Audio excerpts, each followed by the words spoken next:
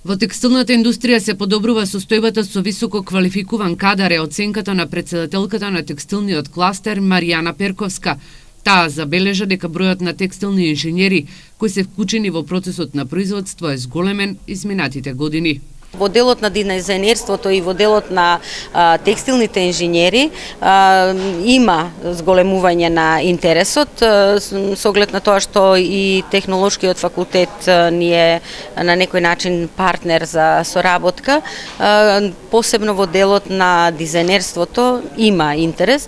Но текстилниот кластер забележуваат дека и понатаму најголема главоболка им е недостатокот на работници во процесот на производство. Таму континуирано недостасуваат работници. По некоја проценка сигурно 2 до 3.000 вработени во моментот недостасуваат.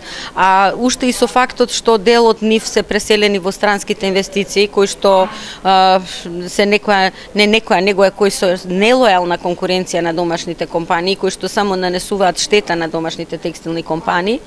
Така да и тој број може да биде нешто и сигурно поголем. Перковска вели дека сопствениците на текстилната и кожарската индустрија поради хроничниот проблем со недостаток на работна сила се плашат и да инвестираат во својот развој, а токму и поради овој проблем компаниите и потешко прифаќаат поголеми налози од своите странски партнери.